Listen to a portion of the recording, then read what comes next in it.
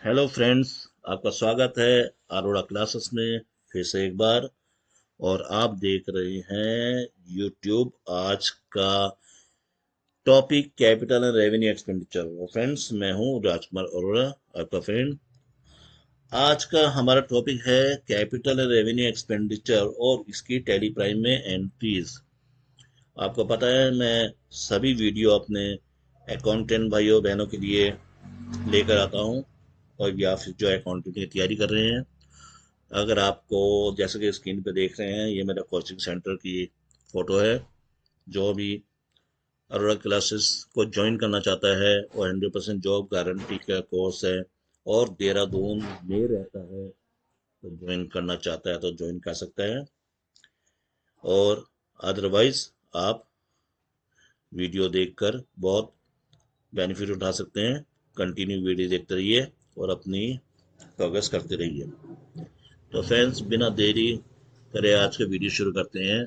जो कि टॉपिक मैंने फिर से बता दिया है, कैपिटल रेवेन्यू एक्सपेंडिचर। कई बार हम अकाउंटेंट, एज ए अकाउंटेंट होते हैं और एंट्रीज करते समय हमें पता नहीं चलता है कि ये एंट्री कहाँ डालें। हमें पता नहीं चलता कि ये एंट्रीज है रेवेन्यू नेचर की और या कैपिटल नेचर की। ठीक है, पहले मैं आपको बता दूं, रेवेन्यू नेचर का मतलब जो रिकरिंग नेचर की, यानी कि जो बार बार होने वाली है, जो साल में बार बार होती रहती है, उसे कहते हैं रेवेन्यू नेचर की। कैपिटल नेचर की यानी कि जो एक बार हो जाएगी, उसका बेनिफिट कई सालों के लिए मिलेगा, वो कैपिटल नेचर की। तो इसकी मीनिंग तो मोटा मोटा शब्दों में यही मैंने बता दी है। बाकी हम अपने कोर्स के एक हमने वो दे रखा है इसमें, सॉल्यूशन एग्जाम्पल। उसके हिसाब से देखते हैं कि एग्जाम्पल के हिसाब से कि क्या कहता है। फर्स्ट एग्जाम्पल है, साथ साथ में टैली प्राइम में एंट्री करते हुए बताऊंगा आपको। Second hand furniture worth rupees 9,000 was purchased. Repainting of furniture cost rupees 1,000. The furniture was installed by own workmen. Wages of this being rupees 20. Second hand furniture खरीदा 9,000 रुपये का, और रिपेंटिंग वगैरह करी 1,000 रुपये की। 2,000 रुपये इंस्टॉलेशन में लगाए हमने। तो ये क्या हुआ? सोल्यूशन है, the total cost of the furniture should be treated as rupees 10,200. That is, all amounts mentioned should be capitalized, since without such expenditure the furniture would not be available for use. If rupees 1,200 have been respectively debited to the repairs account and the wages account, these accounts will be credited to the furniture account. अब ये question ये कहता है कि जितने भी हमने second hand furniture खरीदा, उसमें हमने रिपेंटिंग करा या वेजेस लगाए, ठीक है, उस सबको टोटल प्लस करके आया 10,200 रुपये। उसे हमें कैपिटलाइज करना पड़ेगा। कैपिटलाइज का मतलब ये हुआ, उसे हमें एसेट मानना पड़ेगा। ठीक है, क्यों मानना पड़ेगा? क्योंकि इसको बिना उसके रिपेंटिंग के और बिना वेजेस दिए हम उसको यूज नहीं कर सकते थे। इसलिए इसको हमने कैपिटलाइज करा, उसका बेनिफिट हमें कई सालों के लिए मिलेगा। तो इसलिए ये हमारी फिक्स्ड एसेट्स हुई, फर्नीचर एंड फिक्चर्स। और हमने इसकी एंट्री बनाई, furniture and fixtures account debit to BOB, ना कि रिपेयर मेंटेनेंस या फिर वेजेस वगैरह। ठीक है जी, आ जाते हैं इसमें, साथ साथ एंट्री करते दिखाते हैं हम। तो हमने एक एंट्री बनाई पेमेंट साइड में, बीओबी से पेमेंट करते दिखाया फर्नीचर फिक्चर्स, पूरी पूरी अमाउंट को और फर्नीचर फिक्चर्स को फिक्स्ड एसेट्स में दिखाया है। ठीक है, आप ध्यान रखना, इसमें हमने ये जो 1,000 और 200 रुपये की जो हमारे पास अमाउंट है, इसको हमने कोई रिपेयर मेंटेनेंस या फिर वेजेस वगैरह में नहीं दिखाया है। क्यों? इन सबको ऐड करके हमारी फर्नीचर की कॉस्ट बन गई है। ठीक है, नेक्स्ट आते हैं हम। नेक्स्ट क्या एंट्री आती है? Expenses in connection with obtaining a license for running the cinema worth rupees 20,000. During the course of the year, the cinema company was fined rupees 1,000 for contravening rules. Renewal fees rupees 2,000 for next year also paid. एक cinema hall है, उसकी running expenses 20,000 रुपये है, और cinema hall का एक fine है, जो हमने कोई रूल तोड़ा है उसका 1,000 रुपये है, और रिन्यूअल फीस है 2,000 रुपये। Solution: license for running the cinema house is necessary, hence its cost should be capitalized, but the fine of rupees 1,000 is revenue expenditure but pertain to the next year, hence it is prepaid expensive. अब देखना कि इसमें entries हमारे पास 3 हुई है। क्या 3 entry हुई है? License of cinema account debit, एक हमारे पास एंट्री बनेगी सिनेमा हॉल। सबसे पहले 20,000 रुपये की एंट्री होगी सिनेमा हॉल। तो 20,000 रुपये की तो license of cinema account debit to BOP, 20,000 रुपये की एंट्री हम करेंगे सिनेमा हॉल की, लाइसेंस ऑफ सिनेमा या सिनेमा हॉल की। तो हम एक एंट्री करेंगे लाइसेंस सिनेमा, ठीक है। और इसको हम लाइसेंस ऑफ सिनेमा को हम दिखाएंगे फिक्स्ड एसेट में, फिक्स्ड एसेट्स में, ठीक है जी। ये फिक्स्ड एसेट में दिखाएंगे, इनडायरेक्ट एक्सपेंसेस नहीं है हमारे, ध्यान रखना, ये हमारे इनडायरेक्ट एक्सपेंसेस नहीं है लाइसेंस सिनेमा, ठीक है। ये कैपिटलाइज्ड है, ये देख रहे हैं आप, कैपिटलाइज्ड है। क्यों है? क्योंकि ये लाइसेंस मिला है, कई सालों के लिए लाइसेंस मिला है हमारे को, तो इसलिए ये कैपिटलाइज्ड है।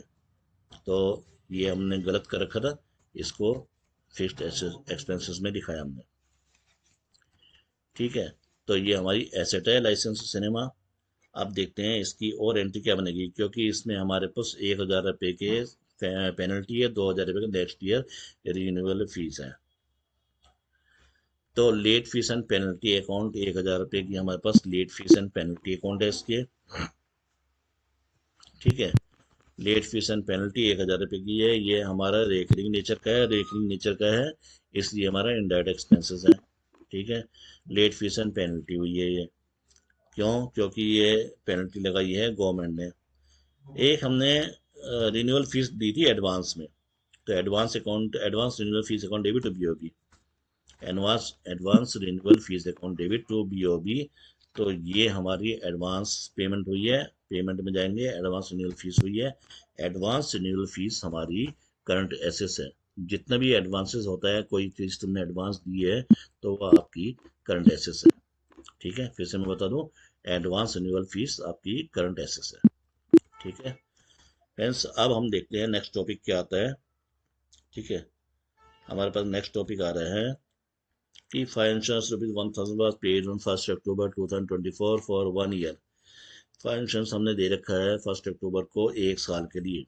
Half the insurance premium pertains to the next pertains to the year beginning on 1st April 2024, hence such amount should be treated as prepaid expenses, the remaining amount is revenue expenses for the current year। हमने fire insurance कब दिया था? 1 अक्टूबर को। अक्टूबर to मार्च हमारे पास 6 महीने हो गए, और मार्च टू फिर सितंबर तक 6 महीने हो गए, अप्रैल टू सितंबर तक। तो यानी कि ये हमारा रेवेन्यू नेचर का है, रेकरिंग नेचर का है, तो ये रेवेन्यू एक्सपेंडिचर हो गया। लेकिन साथ ही इसमें आधा पेमेंट हमारा फायर इंश्योरेंस अकाउंट डेबिट, यानी कि ये तो रेवेन्यू नेचर का हो गया, और एडवांस फॉर फायर इंश्योरेंस ये हमारा करंट एसेस हो जाएगा टू BOB। एंट्रीज इसकी बनेगी fire insurance account debit, advance fire insurance account debit to BOB, ठीक है। तो हमारा फायर इंश्योरेंस अकाउंट और ये एंट्री बनेगी, BOB में जाएंगे आप, ठीक है। और फायर इंश्योरेंस अकाउंट में जाएंगे, फायर इंश्योरेंस हमारा क्या है? इनडायरेक्ट एक्सपेंसेस, ठीक है। ये हमारा इनडायरेक्ट एक्सपेंसेस है, और एडवांस फायर इंश्योरेंस क्या है हमारा? फिर से करंट एसेट्स, ध्यान रखना, एडवांस फायर इंश्योरेंस हमारा करंट एसेट्स है। BOB में जाएंगे आप, इसकी एंट्री करेंगे, फायर इंश्योरेंस हमारा इनडायरेक्ट एक्सपेंसेस है, एडवांस फायर इंश्योरेंस हमारा करंट एसेट्स है। BOB से पेमेंट करते हैं, हमने दोनों को दिखा दिया, ठीक है। नेक्स्ट केस देखते हैं कि क्या आता है। Temporary huts were constructed costing ₹1,200, they were necessary for the construction of the cinema, they were demolished when the cinema was ready। एक टेम्पररी हट्स बनाया गया है, झोपड़ी सी बनाई गई है 1,200 रुपए की, वो जरूरी है कि सिनेमा चलाने के लिए, और वो आखिरी में जब सिनेमा रेडी हो जाएगा तो उसको हटा दिया जाएगा। Since the temporary huts were necessary for the construction, their cost should be added to the cost of the cinema hall and thus capitalized। अब वो जो एक हट बनाया गया है, झोपड़ी या कुछ भी टेम्परेरी बनाया गया, तो वो क्या है हमारा फिलहाल अभी? वो हमारा फिलहाल अभी एसेट है, उसको कैपिटलाइज्ड करा जाएगा, चाहे भले ही जब वो सिनेमा हॉल बन जाएगा तो डिमोलिज्ड कर दिया जाएगा, यानी कि हटा दिया जाएगा। तो सिनेमा हॉल अकाउंट डेबिट और BOB, ये हमारा क्या है? सिनेमा हॉल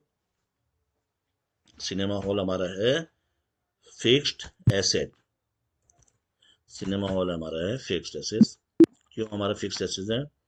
क्योंकि सिनेमा हॉल अभी टेम्पररी बनाया गया, चाहे भले ही 1200 कम अमाउंट का बनाया गया, इससे कोई मतलब नहीं है। उसके बाद सिनेमा हॉल रेडी कर दिया जाएगा, उसको डिमोलिश कर दिया जाएगा। लेकिन ये हमारे पास एक वो नेचर का है कि ये लॉन्ग टर्म नेचर के लिए काम आने वाली चीज के लिए स्टार्टिंग है, यानी कि कैपिटलाइज्ड है। ठीक है फ्रेंड्स, तो ये हो गया। आप देखते हैं नेक्स्ट एंट्री क्या आती है। तो नेक्स्ट एंट्री है overhauling expenses of rupees 25,000 for the engine of a motor car to get better fuel efficiency। 25,000 रुपए की ओवरऑलिंग एक्सपेंसेस है इंजन की मोटर कार को बेटर फ्यूल एफिशिएंसी के लिए। ठीक है, अब सॉल्यूशन देखते हैं इसके। Overhauling expenses are incurred for the engine of a motor car to drive better fuel efficiency. These expenses will reduce the running cost in future and thus the benefit is in the form of endurable long-term advantage. So this expenditure should be capitalized। तो overall expenses हुए हैं 25,000 रुपये के, वो हमने क्या करा है बेटर फ्यूल एफिशिएंसी के लिए। उससे क्या होगा, कोई छोटा मोटा रिपेयर मेंटेनेंस खर्चा नहीं है ये। क्यों नहीं है? This expensive will reduce the running cost in future and thus be benefit is in the form of endurable long term advantage. तो इससे हमें लॉन्ग टर्म एडवांटेज मिलेगा क्योंकि इसका बेनिफिट, इसकी कॉस्ट हमारी कम होगी। So this expenditure should be capitalised, और इसलिए इस खर्चे को कैपिटलाइज्ड किया जाएगा। कैपिटलाइज्ड का मतलब ये है कि इसको एसेट माना जाएगा, और एसेट माना जाएगा तो ये रिपेयर मेंटेनेंस नहीं आएगा। ये इंजन अकाउंट या जो भी आपकी एसेट होगी उसका नाम देंगे। यहाँ हमारे पास इंजन है तो engine account debit to BOB, engine account debit to BOB हमारे पास आएगा यहाँ पे, और पेमेंट करते दिखाएंगे। और ये इंजन हमारा कहाँ जाएगा? ये इंजन हमारा जाएगा फिक्स्ड एसेट में। ध्यान रखना, मैंने कहा ना ये कैपिटलाइज्ड किया जाएगा। जिसको भी कैपिटलाइज्ड किया जाएगा वो हमारी फिक्स्ड एसेट होगी। सिंपल। जिसे भी रेवेन्यू किया जाएगा वो हमारी इनडायरेक्ट एक्सपेंसेस होगा। ठीक है, या फिर डायरेक्ट एक्सपेंसेस भी हो सकता है। ठीक है, नेक्स्ट आते हैं हम कि नेक्स्ट टॉपिक क्या बताता है ये। नेक्स्ट टॉपिक हमारा आता है inauguration expenses of rupees 25 lakhs incurred on the opening of the new manufacturing unit in existing business। Inauguration expenses करे हमने, ठीक है, 25 लाख रुपए के एक एग्जिस्टिंग बिजनेस के लिए। Inauguration expenses incurred on the opening of a new unit may help to explore more customers। इससे क्या होगा कि हमारे ज़्यादा ज़्यादा कस्टमर आएंगे। This expenditure is in the nature of the revenue expenditure. ये रेवेन्यू नेचर का है। As the expenditure may not generate any endurable benefit to the business or more than one accounting period. हमारे customer तो ज़रा आएंगे, लेकिन inauguration expenses क्या हुए हमारे कि हमने इनॉग्रेशन करा है और हमारे रेकरिंग नेचर के हुए, और ये हमारे रेवेन्यू एक्सपेंडिचर कहलाएंगे। ठीक है, ये हमारे रेवेन्यू एक्सपेंडिचर कहलाएंगे 2,50,000 रुपये के। और हम इनॉग्रेशन एक्सपेंसेस को रेवेन्यू एक्सपेंसेस पेमेंट करते दिखाएंगे बीओबी से, और इनडायरेक्ट एक्सपेंसेस में दिखाएंगे आप इसको इनॉग्रेशन एक्सपेंसेस को। ठीक है, चाहे इनॉग्रेशन एक्सपेंसेस से मोर कस्टमर आएंगे, लेकिन कस्टमर बढ़ाना ही तो ऐसा तो सेलिंग एक्सपेंसेस या सेल्स प्रमोशन एक्सपेंसेस करते हैं हम, तो वो भी तो कस्टमर बढ़ाने के लिए होते हैं। कई स्टूडेंट्स हो सकते हैं कि भाई इससे तो कस्टमर बढ़ेंगे, एफिशिएंसी बढ़ेगी, लेकिन सेल्स एक्सपेंसेस से भी तो बढ़ती है, सेल्स प्रमोशन से भी तो बढ़ती है, एडवर्टीजमेंट से भी तो बढ़ती है। लेकिन वो सब हम कहाँ दिखाते हैं? रेवेन्यू नेचर में, क्योंकि बार बार रिकरिंग नेचर के होते हैं। तो हमारे ये इनडायरेक्ट एक्सपेंसेस हुए हैं, इन शॉर्ट इनॉग्रेशन एक्सपेंसेस। अब आते हैं compensation of rupees 2.5 crore paid to workers who opted for voluntary retirement. एक वर्कर्स अपनी इच्छा से जॉब छोड़ के जा रहा है तो उसके बदले 2,50,00,000 रुपए दिए जा रहे हैं। The amount paid to workers on volunteer time is in the nature of the revenue expenditure. Since the magnitude of the amount of expenditure is very significant, it may be better to uh, defer it or future years. अब मैं यहाँ पे एक थोड़ी सी चीज है समझाने वाली, आपको मैं बता देता हूँ थोड़ा सा, बहुत इंपॉर्टेंट चीज है ये। आप आ जाइए सेंट्री पे, पहले 2 करोड़ 50 लाख की कॉम्पनसेशन दिया जा रहा है, 2 करोड़ 50 लाख रुपए का। ठीक है, वैसे तो ये रेवेन्यू एक्सपेंडिचर है, लेकिन since the magnitude of the amount expenditure is very significant, it may be better to defer it over future year. दो ऑप्शन हो सकते हैं, आप इसको या तो प्रॉफिट लॉस अकाउंट में दिखाएं, या फिर आपको हो सकता है इनकम टैक्स डिपार्टमेंट इसको कहे कि भाई रेकरिंग नेचर का नहीं, इसको आप डेफर्ड रेवेन्यू एक्सपेंडिचर करके दिखाएं। तो कायदे से ये डेफर्ड रेवेन्यू एक्सपेंडिचर है। फिलहाल मैंने आपको रिटायरमेंट कॉम्पनसेशन एक्सपेंसेस ये कहाँ दिखाया है, ये हमने दिखाया है इंडायरेक्ट एक्सपेंसेस में। ठीक है, लेकिन इसका बेटर ऑप्शन बताता हूँ जो कि वो सॉल्यूशन में बता रहा है कि ये रेवेन्यू नेचर तो है, लेकिन it may be better to defer it over future years. अब फ्यूचर ईयर्स का मतलब मान लेते हैं 2 करोड़ 50 लाख रुपीज हमारे जो हैं कई सालों के लिए हमने इसको मान लिया, उसमें से हर साल में कुछ पोर्शन निकाल के उसका प्रॉफिट एंड लॉस अकाउंट दिखा दिया, ताकि एक ही साल में हमारा ऐसा ना हो कि प्रॉफिट एंड लॉस अकाउंट पे लॉस आ जाए। इसलिए हमने इसको डेफर्ड मान लिया और कुछ सालों के लिए इसको आगे फ्यूचर में हर साल में कुछ पोर्शन दिखाते रहे। तो अभी आपको सिर्फ इतना समझना है कि अगर हम वॉलंटियर रिटायरमेंट के लिए किसी को कॉम्पनसेशन देते हैं तो ये हमारा रेकरिंग नेचर का है और ये रेवेन्यू एक्सपेंडिचर है, यानी कि इन शॉर्ट यहाँ पे हमारा इनडायरेक्ट एक्सपेंसेस है। ठीक है फ्रेंड्स आपको मैं बताना चाहता हूँ कि जैसा कि आपको पता है, मैं अकाउंटेंट की तैयारी करने वालों स्टूडेंट्स के लिए, फ्रेंड्स के लिए, अपने भाई बहनों के लिए वीडियो लाता हूँ। और जो भी मेरे चैनल को सब्सक्राइब करना चाहता है सब्सक्राइब कर सकते हैं, और जिसने सब्सक्राइब किया है वो ज़्यादा से ज़्यादा लाइक कीजिए ताकि मुझे मोटिवेशन मिले और मैं बढ़िया से बढ़िया वीडियो बनाने की कोशिश करूं और आपके लिए बढ़िया से बढ़िया वीडियो लाऊं, ताकि आपको भी बेनिफिट हो और मुझे मोटिवेशन मिले। तो फ्रेंड्स आगे देखते हैं। Messrs ABC and company run a restaurant, एक रेस्टोरेंट है ABC का। They renovate some of the old cabins. Because of this renovation, some space was made free and numbers of cabins was increased from 10 to 13. The total expenditure was 20,000.